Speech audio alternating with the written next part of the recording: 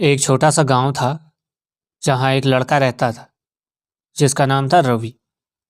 रवि बचपन से ही तारों को देखने का शौक रखता था। रात को जब आसमान साफ होता तो वह छत पर जाकर तारों को घंटों निहारता। गांव के लोग उसे अजीब कहते थे। वे कहते थे, तारे देखने से क्या होगा, जाकर खेतीबाड़ी का काम कर। लेकिन रवि की रुचि तारों में ही थी। एक दिन रवि ने पुराने खंडहर में एक दूरबीन पाई। वह दूरबीन बहुत पुरानी थी, लेकिन रवि ने उसे साफ करके इस्तेमाल करना शुरू कर दिया। दूरबीन से उसने तारों को और भी करीब से देखा। उसे लगा जैसे वह अंतरिक्ष में उड़ रहा हो। उसने तारों के बारे में बहुत कुछ पढ़ा। उसने जाना कि तारे कैसे बनते हैं, वे कैसे चमकते हैं और वे कितने दूर हैं। गांव के स्कूल में विज्ञान का कोई अच्छा शिक्षक नहीं था। रवि को अपनी जिज्ञासा शांत करने के लिए शहर जाना पड़ा। शहर में उसने एक पुस्तकालय में जाकर खगोल विज्ञान के बारे में बहुत कुछ सीखा। उसने एक किताब पढ़ी।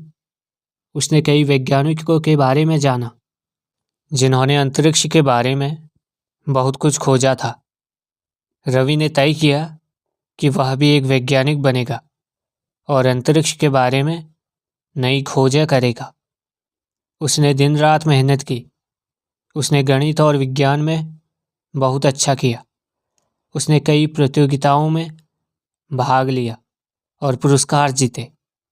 लेकिन रवि के सामने एक बड़ी समस्या थी। उसके पास पैसे नहीं थे कि वह महंगे उपकरण खरीद सके। उसने अपने गांव के लोगों से मदद मांगी, लेकिन उन्होंने उसकी मदद नहीं की। तब रवि ने एक योजना बनाई।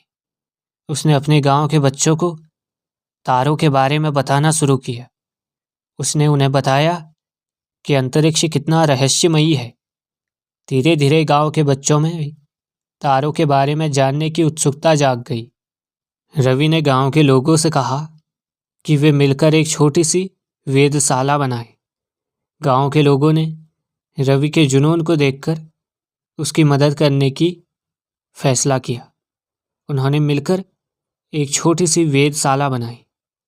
रवि ने उस वेधशाला में दूरबीन लगाई और गांव के बच्चों को तारे दिखाने लगा। रवि की कहानी पूरे देश में फैल गई और कई बड़े बड़े वैज्ञानिकों ने रवि की प्रतिभा को पहचाना और उसकी मदद करने के लिए आगे आए। आज रवि एक प्रसिद्ध खगोल वैज्ञानिक है। उसने अंतरिक्ष के बारे में कई नई खोजें की हैं।